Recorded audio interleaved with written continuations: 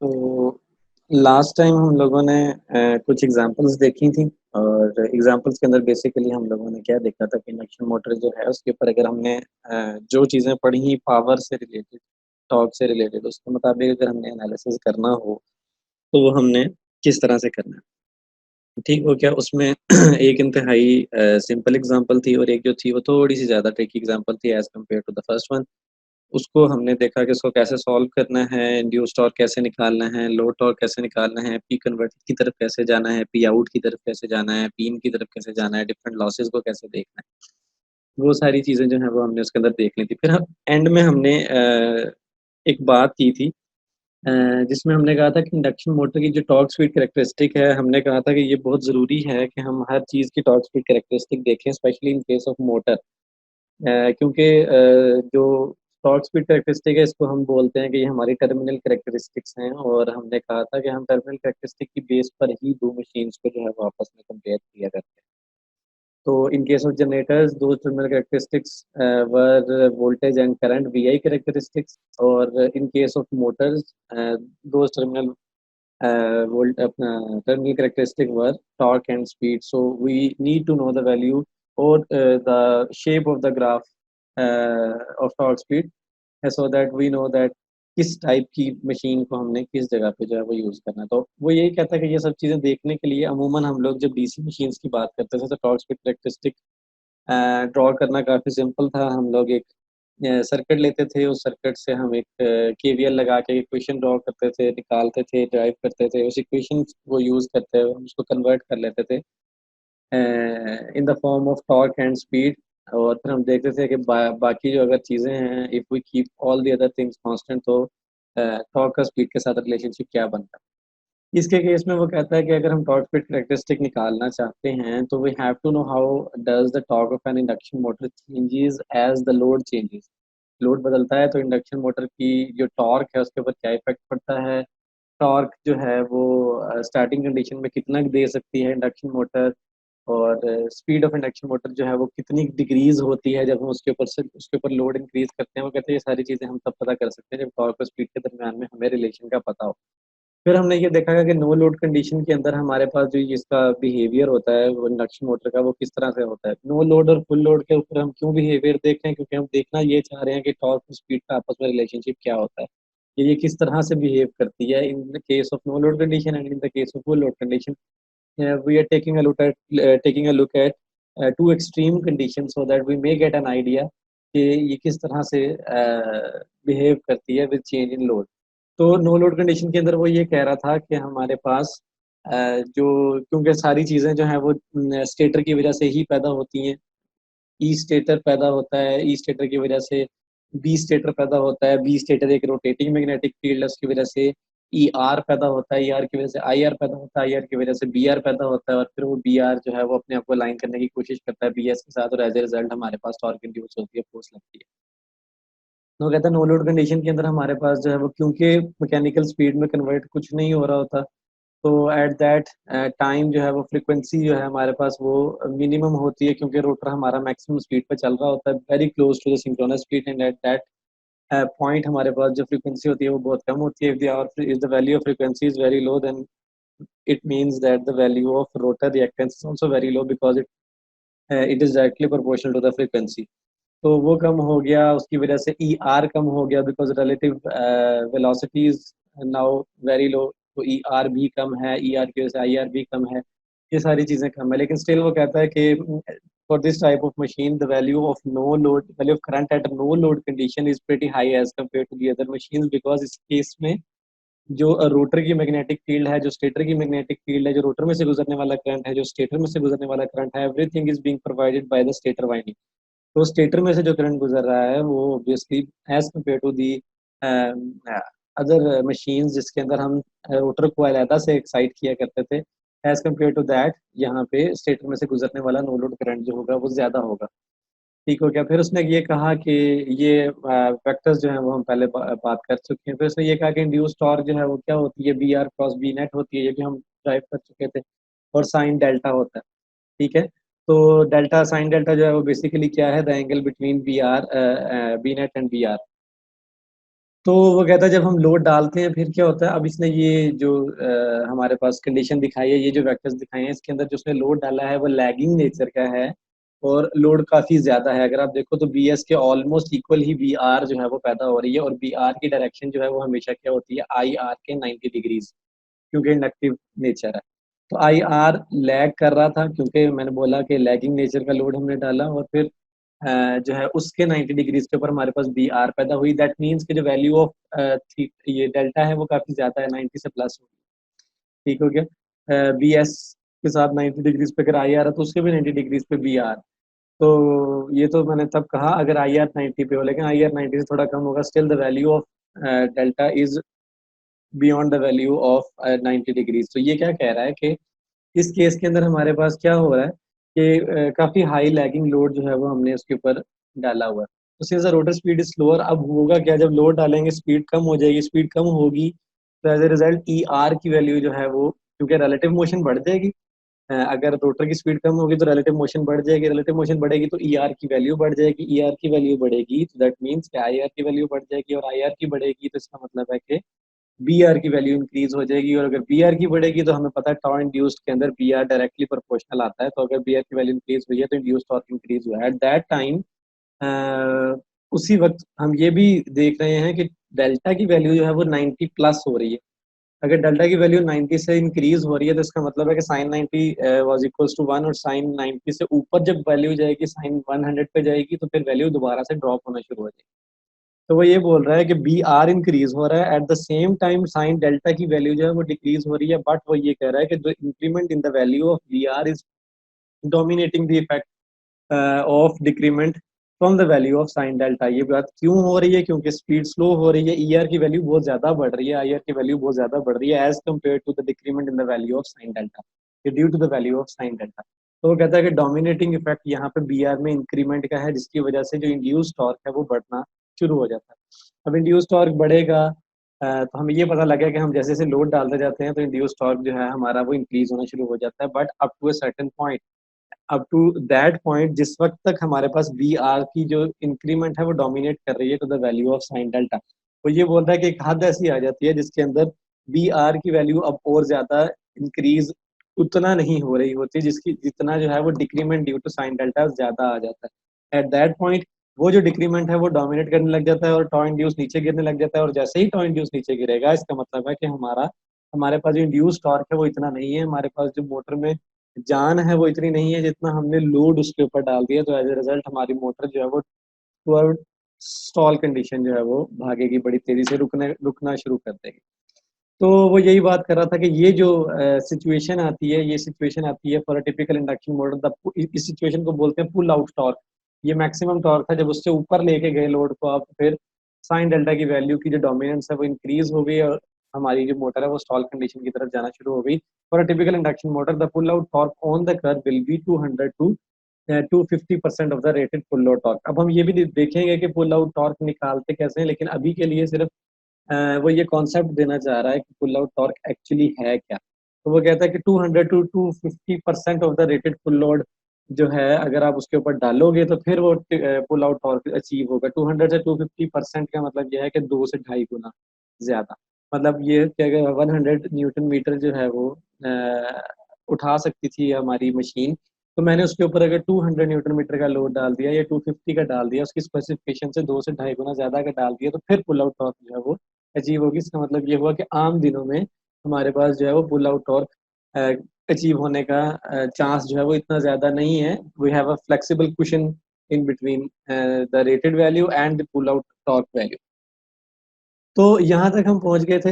अब वो ये बोलता है कि अगर हमने ये देखना हो कि जब तक इक्वेशन नहीं निकलेगी तब तक हम जो है वो टॉर्क स्पीड करेक्टरिस्टिक नहीं निकाल सकते। तो derivation of induction motor induce torque equation, induce torque equation अगर हम निकालना चाहें, इंड्यूस टॉर्क इक्वेशन निकालना चाहें इंडक्शन मोटर की, तो वो कैसे निकाल सकते हैं। तो अगर आपको याद हो तो इंड्यूस टॉर्क हमने कहा था कि बराबर होता है पी ए जी, यानी P air gap divided by omega synchronous. ठीक है। और ये जो हमारे पास सामने बना हुआ आपको नजर आ रहा है, ये हमारे पास बेसिकली क्या है, इक्विवेलेंट सर्किट है जो हमने ड्रॉ किया था जब मॉडलिंग की थी हमने इंडक्शन मोटर की इलेक्ट्रिकल फॉर्म में। तो यहाँ पे क्या क्या चीजें हैं वो हम ऑलरेडी पहले डिस्कस जो है वो कर चुके हैं। डेरिवेशन करने के लिए वो कहता है कि हमें पता है कि टॉ इंड्यूस्ड जो वैसे था वो P converted over omega M था, जिसको हमने फिर रिकन्वर्ट किया था into P A G over omega synchronous के अंदर, ताकि जो दो वेरिएशन इन स्पीड की वजह से variation in the value of P converted and variation in the value of omega M आती है, उसको हम नलीफाई कर सकें। दोनों के एस माइनस वन जो थे वो हमने कैंसिल कर दिए थे जब हमने वैल्यू पुट की थी। तो वो कहता है अगर हम यहाँ पी ए जी या पी एयर गैप की वैल्यू देखना चाहें तो क्या होगी। पी एयर गैप हमने बोला था क्या होता है, स्टेटर में से गुजरने के बाद जो एयर गैप तक पहुंची जिसके बाद सिर्फ रोटर बढ़ जाता है, यानी कि पी एयर गैप वो वैल्यू ऑफ पी है जो यहाँ तक पहुंच चुकी है। ठीक है, उसके बाद ये वैल्यू हमें पता है कि ये वैल्यू रोटर की है, उसके बाद सिर्फ रोटर बढ़ जाता है। तो अगर मैं इसको in terms of equivalent circuit mention करना चाहूँ तो मैं कह सकता हूँ कि सिंगल फेज के लिए जो पी ए जी है हमारे पास वो क्या होगा, आई टू का square into R two over S, क्योंकि पावर की बात कर रहे हैं, किलो वाट्स की बात कर रहे हैं, तो इधर तो वाट्स जो है वो कंज्यूम होने से रहे, क्योंकि ये तो इंडक्टिव पार्ट है। तो I square R two over S, ठीक हो गया। तो P A G single phase के लिए ये हो गया, और ऐसी तीन वाइंडिंग्स होती हैं हमारे पास, तो पी ए जी टोटल जो है वो हमारे पास P I square I two का स्क्वायर और आर टू ओवर एस। ये वैल्यू फाइंड करने के लिए हमें क्या चाहिए, हमें आई टू की वैल्यू चाहिए। जब तक आई टू की वैल्यू नहीं पता लगेगी हम नहीं निकाल सकते कि पी ए जी की वैल्यू क्या है। ठीक है, तो the objective is to clearly understand the relationship among the motors torque speed and power. We will use the equivalent circuit of an induction motor and the powerful diagram to drive a general expression for induced torque as a function of speed। क्या जब हम torque की induce torque की एक ऐसी expression निकाल लेंगे which is a function of speed, तो इसका मतलब क्या हो जाएगा कि हमारे पास एक ऐसी इक्वेशन आ गई है जिसमें टॉर्क और स्पीड दोनों चीजें हमारे पास अवेलेबल हैं। If we keep all the other things constant तो हम देख सकेंगे कि हमारा जो इफेक्ट है, हमारा जो रिलेशन है बिटवीन टॉर्क एंड स्पीड वो क्या है, और वो पता लग जाएगा, तो हमारा जो गोल है वो पूरा हो जाएगा। तो the air gap power is the power crossing the gap from stator circuit to rotor circuit. It is equal to power absorbed in resistance R two over S. सारी की सारी पावर है वो यहाँ पे एब्जॉर्ब हुई है। If I two can be determined the air gap power and the induced torque will be known. अगर आई टू का पता लग जाए तो एयर गैप पावर और इंड्यूस्ड टॉर्क का पता लग सकता है। अब आई टू को हम कैसे निकाल सकते हैं, ये आई टू हम निकालना चाहते हैं। ठीक है, तो आई टू को निकालने का क्या तरीका है, वो कहता है the easiest method to find the current I two is to determine the Thevenin equivalent of the portion of the circuit to the left of X in the figure. यानी कि अगर हम इस सारे के सारे सर्किट का थेवेनिन इक्विवेलेंट निकाल लें तो यहाँ तक पहुंच जाएंगे। यहाँ तक पहुंचेंगे तो फिर उसके बाद हमें ये एक सिंपल सर्किट मिल जाएगा, यहाँ पे वी थेवेनिन आ जाएगा, और एक सिंपल सर्किट मिल जाएगा जिसमें एक रेजिस्टेंस होगी, एक रिएक्टेंस होगी, एक वोल्टेज सोर्स होगा और एक करंट होगा। यहाँ से हम आराम से जो है वो करंट निकाल सकते हैं। तो बेसिकली क्या हुआ, वो यही कहता है कि हम ये वाला जो सारे का सारा पार्ट है इसकी जगह हम जो है उसका एक थेवेनिन इक्विवेलेंट निकाल लें। तो बेसिकली उसने क्या किया, वो एज इट इज यहाँ पे उठाया और कहा कि यहाँ तक वी थेवेनिन आएगा, बिल्कुल वैसे ही जैसे मैंने आपको बात की, ये वाला हिस्सा जो होगा वो वी थेवेनिन का होगा। तो ये उसने वो सर्किट जो है वो उठा लिया ताकि हम इसका थेवेनिन इक्विवेलेंट जो है वो निकाल सकें। तो वी थेवेनिन किसके इक्वल होता है वो हमें पता है, J X M into V five, जो आपका टोटल वोल्टेज था डिवाइडेड बाय जो टोटल आपके पास इम्पिडेंस थी, यानी कि R one plus J X one plus J X M. ठीक है, तो ये वी थेवेनिन हो गया। अगर हम वी थेवेनिन के सिर्फ मैग्नीट्यूड की बात करें तो ऑब्वियसली जे वाला जो हिस्सा है वो गायब हो जाएगा और हम उसका मैग्नीट्यूड ले लेंगे।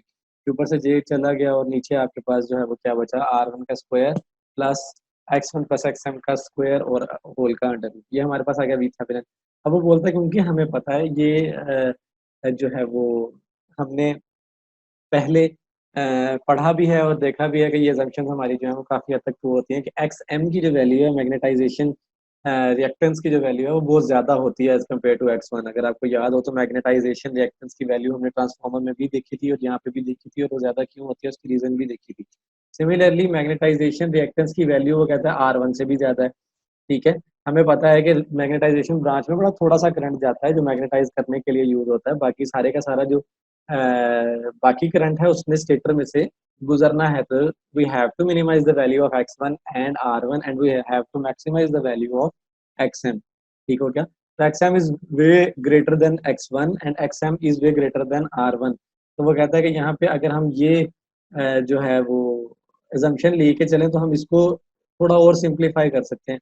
मतलब सिंप्लीफाई कैसे कर सकते हैं कि अगर एक्सएम की वैल्यू यहाँ पे बहुत ज़्यादा हो तो इसका मतलब क्या है कि ये वाला जो हिस्सा है इसको हम ऑलमोस्ट इग्नोर कर सकते हैं। अगर हम इसको ऑलमोस्ट इग्नोर करें तो क्या बचेगा, X one plus X M का होल स्क्वायर और ऊपर अंडर रूट दोनों कट जाएंगे और पीछे आ जाएगा X one plus X M. Similarly X M जो ऊपर वाला है वो एज इट इज नीचे आ गया। तो V Thevenin is directly directly proportional बोल रहा हूँ। V Thevenin is approximately equal to, not exactly but approximately equals to v5 into xm over x1 plus xm.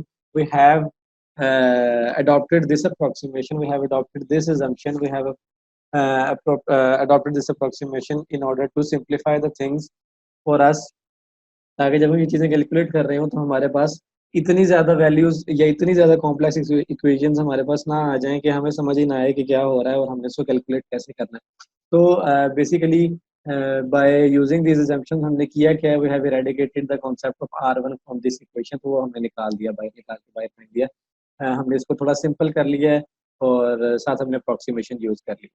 ठीक हो गया। तो अभी तक हमने वी थेवेनिन जो है वो हमने देख लिया। अब अगर हमने देखना हो कि आर थेवेनिन हमारे पास क्या होगा, तो अगर आपको याद हो आर थेवेनिन या एक्स थेवेनिन या जी थेवेनिन, तीनों के केस में हमारे पास अगर करंट सोर्स हो तो हम उसको ओपन सर्किट कर देते हैं और अगर वोल्टेज सोर्स हो तो हम उसको शॉर्ट सर्किट कर देते हैं। तो यहाँ पे हम क्योंकि वी थेवेनिन था, वोल्टेज सोर्स था, हमने उसको शॉर्ट सर्किट कर दिया। पीछे बचा हमारे पास ये वाला हिस्सा। अब हम देखना ये चाहते हैं कि जी थेवेनिन हमारे पास जो है वो क्या है। G Thevenin is equal to this one in parallel with these two. ठीक हो गया। तो उसका हमने जो है वो one over G one plus one over G M. G one जाहिर बात है वो क्या कह रहा है, R one plus J X one, ये जी वन है। और जी एम हमारे पास सिर्फ जे एक्स एम इसके अंदर है। ठीक हो गया। तो one over G one plus one over G M, उसका एलसीएम लिया उसने तो G one G M over G one plus G M आ गया।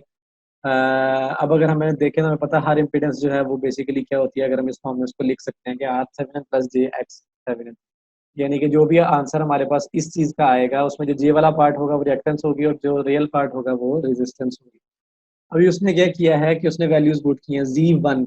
जी वन में हमारे पास क्या है, R one plus J X one, तो J R one plus J X one value put कर दी। ठीक है। फिर उसने क्या पुट किया है, जी एम की जगह ऑब्वियसली जे एक्स एम पुट कर दिया। फिर जी वन की जगह उसने पुट कर दिया R one plus J X one plus G M plus J X M, यानी जे को उसने कॉमन ले लिया तो R one plus J into X one plus X M. ये हमारे पास आ गया जी थेवेनिन की वैल्यू। लेकिन अभी हम इसको जो है वो in the form of R Thevenin और एक्स थेवेनिन नहीं लिख सकते। क्यों नहीं लिख सकते? क्योंकि इसमें रियल पार्ट और इमेजिनरी पार्ट दोनों एक दूसरे के अंदर घुसे हुए हैं। हमें क्या करना पड़ेगा, इसको सिंप्लीफाई करना पड़ेगा so that we are able to separate the value of complex part and the real part in this G Thevenin, ताकि हमें पता लगे कि आर की वैल्यू क्या है और एक्स की वैल्यू क्या है। ठीक हो गया। तो इसके केस में वो कहता है कि हमने अप्रोक्सीमेशन जो यूज की वही, एक तो एक्स एम जो है is very greater then the value of X one, एक एजम्पशन ये यूज की। और सेकंड एजम्पशन वो कहता है हमने ये यूज की कि X one plus X M जो है वो भी काफी बड़ा है as compare to R one. तो वो कहता है यूजिंग दिस अप्रोक्सीमेशंस हमने इस वाले हिस्से को कन्वर्ट कर लिया इसमें। अब ये डायरेक्ट आ गया, R Thevenin is equal to R one into X M over X one plus X M का होल स्क्वायर और X Thevenin is equal to X. ये कैसे आया, कहाँ से आया, ये आपको बुक में नहीं मिलेगा। तो ये जो है वो क्लियर करने के लिए मैंने फिर इसको एक पेज के ऊपर किया था, क्योंकि यहाँ पे बोर्ड तो मेरे पास है नहीं कि मैं आपको करके बता सकूँ। तो पेज के ऊपर मैंने किया था। मैं कोशिश करता हूँ कि आपको ये चीज़ समझा सकूँ कि इन अप्रोक्सीमेशन को यूज़ किया है उसने और वो इन अप्रोक्सीमेशन को यूज़ करते हुए इधर से इधर तक कैसे पहुंचा। ठीक है।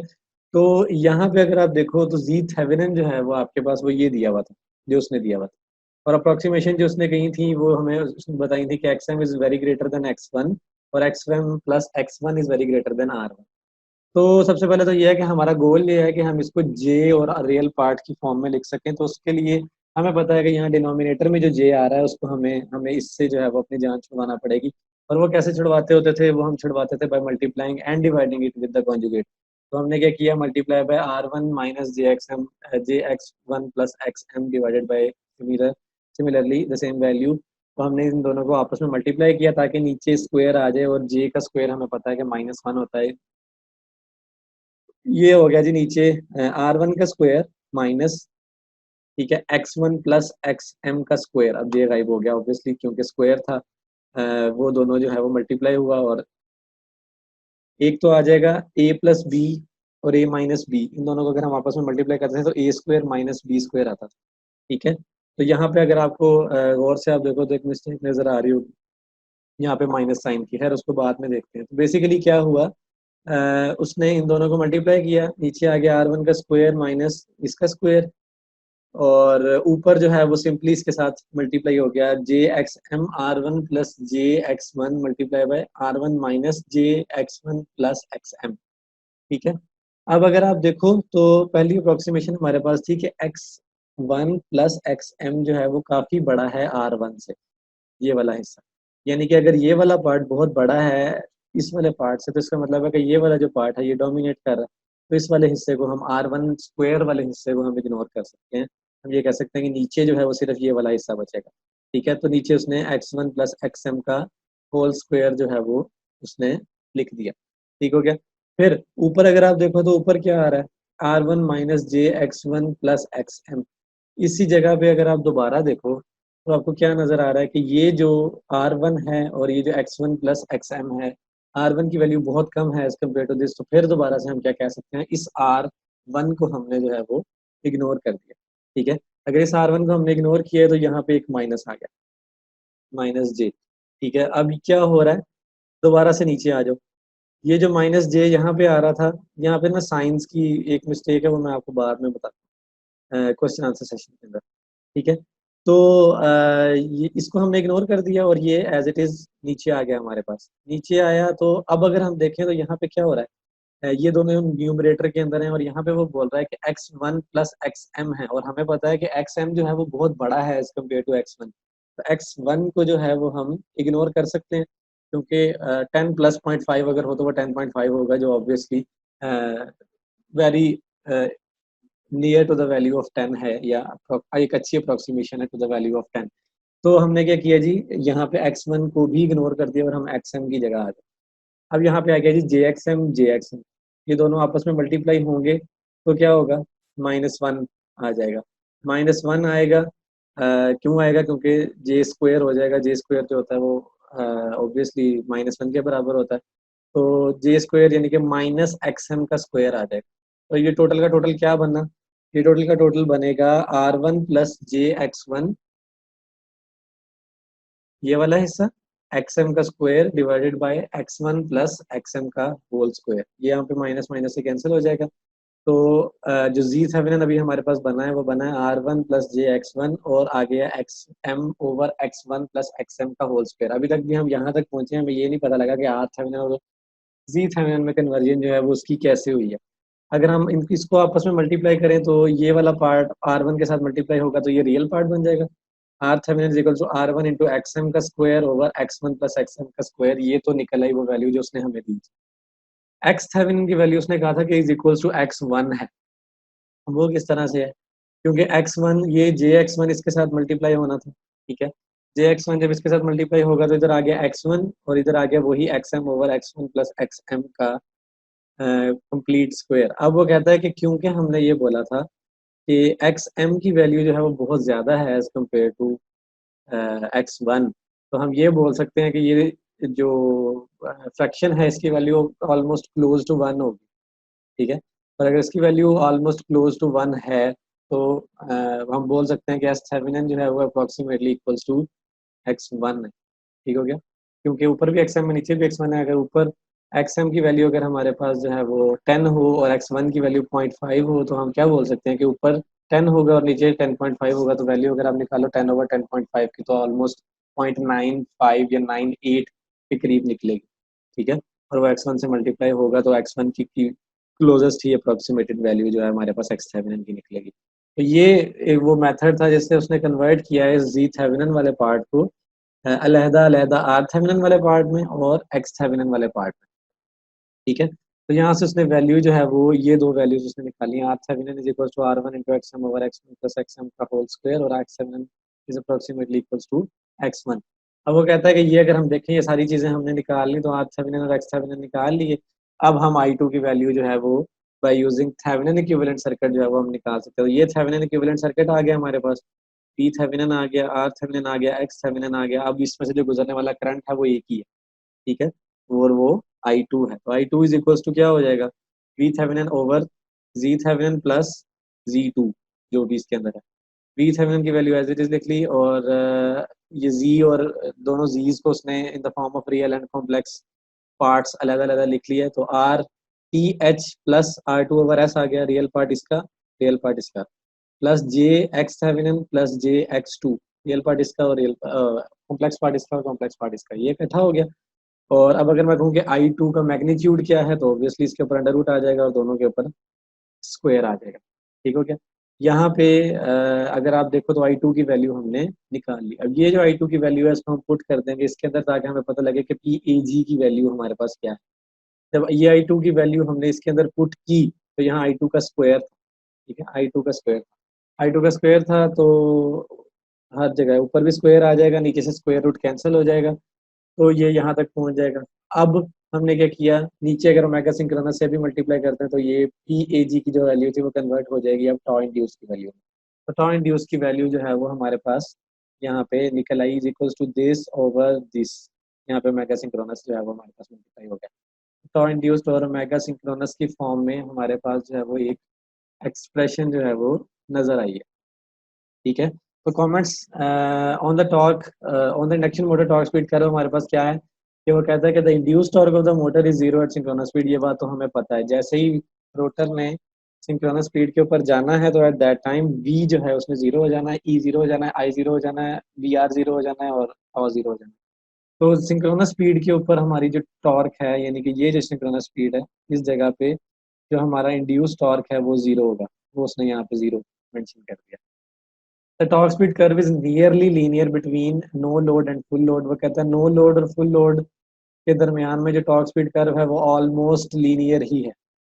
ठीक है, there is maximum possible torque that can not be exceeded. फिर वो एक जगह आती है जहाँ पे मुझे, मैंने आपको बोला था फुल लोड टॉर्क है 2 से 2.5 गुना ज्यादा जो हमारे पास टॉर्क बनेगा। अगर आप देखो तो ये 100% यहाँ लिखा हुआ है ना, ये आपका फुल लोड टॉर्क है। ठीक है, तो ये पुल आउट टॉर्क तो यहाँ पे तकरीबन 425% के ऊपर जाके पुल आउट टॉर्क आ रहा है, यानी कि इतना ज्यादा है। तो वो कहता है कि पुल आउट टॉर्क जो है वो उसके बाद जो है वो अचानक से हम हमारी जो इंड्यूस टॉर्क है वो नीचे की तरफ आना शुरू हो जाती है और हमारी मोशन जो मशीन होगी वो रुकनी शुरू हो जाएगी। तो there is a maximum possible torque that cannot be exceeded. This torque is called the pull out torque or breakdown torque and is 2 to 3 times the rated full load torque. अब अगर आप यहाँ पे देखो तो जो स्टार्टिंग टॉर्क है, ये स्टार्टिंग टॉर्क है जब उसकी स्पीड की वैल्यू जीरो थी, और फुल लोड टॉर्क ये है। स्टार्टिंग टॉर्क की वैल्यू जो है वो 200% है। 200% क्या है, यानी कि अगर फुल लोड टॉर्क जो था वो जो इसको सपोर्ट कर सकता था वो 10 न्यूटन मीटर का था, तो जो इंडक्शन मोटर हमारी है वो 20 न्यूटन मीटर को स्टार्टिंग में सपोर्ट कर सकती है। इसका मतलब ये हुआ कि स्टार्टिंग टॉर्क जो है वो फुल लोड टॉर्क से बहुत ज्यादा है। हमें ये परेशानी यहाँ पे नहीं होगी कि फुली लोडेड कंडीशन में मोटर हमारी स्टार्ट नहीं हो सकती, ऐसा नहीं है। फुली लोडेड कंडीशन में अगर बल्कि फुली लोडेड से भी ज्यादा लेस देन 200% इस ग्राफ के मुताबिक अगर हमारे पास लोड उसके ऊपर होगा तो स्टिल हमारी मोटर जो है वो बड़ी इजीली स्टार्ट हो सकती है। तो starting torque is slightly larger than it's full load torque, so this motor can carry any load that it can supply at full power. The torque on an induction motor for a given slip varies as a square of applied voltage. ये कहाँ से पता लगा? वो कहता है जो induce torque है इंडक्शन मोटर के ऊपर फॉर अ गिवन स्लिप, एक स्लिप के ऊपर, यानी कि स्लिप कांस्टेंट रखी हुई है हमने, तो वो कहता है वो जो टॉर्क पैदा हो रहा है वो वेरी करता है as a square of applied voltage. वो यहाँ से पता लग रहा है ये टॉर्क जो था ये डायरेक्टली प्रोपोर्शनल है to the square of V Thevenin. और बेसिकली ये वी थेवेनिन किस चीज पर डिपेंड करता है? वी फेज के ऊपर। वी फेज से ही निकला है ना, वी फेज के ऊपर। तो वी फेज के ऊपर ये डिपेंड करता है। इसका मतलब ये हुआ कि जो इंड्यूस टॉर्क है फॉर अ गिवन स्लिप हमारे पास वो डायरेक्टली प्रोपोर्शनल होगा to the square of applied voltage. Applied voltage जितना बढ़ाएंगे इंड्यूस टॉर्क जो है वो हमारा उतना ही ज्यादा होता चला जाएगा। The power converted to mechanical form in an induction machine is equal to P converted. हमें पता है P converted is equal to tau induced omega M. The resulting plot for the power is shown in the figure. ये वो कहता है जी हमारे पास power की जो प्लॉट है वो भी शो किया हुआ है। अब इसमें दो ग्राफ आपको नजर आ रहे हैं। एक तो वो टॉर्क वाला ग्राफ जो हमने अभी पीछे देखा था जिसमें इंड्यूस टॉर्क था एक वाई एक्सिस के ऊपर और एक्स के ऊपर मैकेनिकल स्पीड थी। दूसरा ग्राफ इसके अंदर आपको नजर आ रहा है पी कन्वर्टेड का, जो पावर कन्वर्ट हुई है मैकेनिकल के अंदर। उसका जो ग्राफ है वो भी आपको वाई के ऊपर नजर आ रहा है और एक्स के ऊपर जो है वो आपके पास स्पीड है। तो बेसिकली क्या हुआ, जब जीरो हमारे पास स्पीड थी तो एट दैट टाइम ऑब्वियसली कोई भी पावर कन्वर्ट नहीं हो रही थी। जब रोटर रुका हुआ था तो मैकेनिकल पावर आउटपुट हमारे पास जीरो थी। जैसे जैसे स्पीड इंक्रीज होना शुरू हुई तो टॉ इंड्यूस के साथ ओमेगा एम मल्टीप्लाई हो रहा है। ठीक है, टॉर्क भी बढ़ रहा है, ओमेगा एम भी बढ़ रही है, और ये बढ़ता जा रहा है, बढ़ता जा रहा है अंटिल अ पॉइंट जहाँ पे पुल आउट टॉर्क हमें मिल जाती है। पुल आउट टॉर्क के बाद भी अगर आप देखो तो स्पीड आपकी बढ़ रही है और पुल आउट टॉर्क अभी इतना ज्यादा तेजी से नीचे नहीं गिरना शुरू हुआ, तो स्टिल आपकी पावर जो थी वो ऊपर जा रही थी। लेकिन फिर जब बहुत ज्यादा तेजी से नीचे गिरना शुरू हुआ उसके बाद जो है वो भी डिक्लाइन आ गई। इसलिए आपको यहाँ पे पीक में थोड़ा सा फर्क नजर आ रहा है। फर्क इसलिए नजर आ रहा है क्योंकि यहाँ पे omega M is also a contributing factor to the value of power along with the value of torque। ठीक हो गया, तो notice that the peak power supplied by the motor occurs at the speed different than the maximum torque also।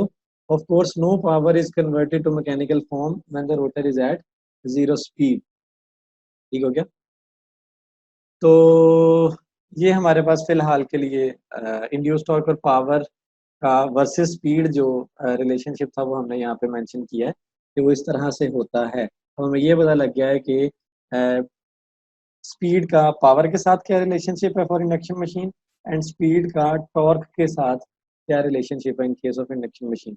इसको फिर हम आगे लेके चलेंगे, कमेंट्स देखेंगे टॉर्क स्पीड कर्व के ऊपर फर्दर, और फिर पुल आउट टॉर्क कैसे निकालते हैं इंडक्शन मशीन का उसकी तरफ जो है वो हम मूव करेंगे नेक्स्ट लेक्चर के अंदर।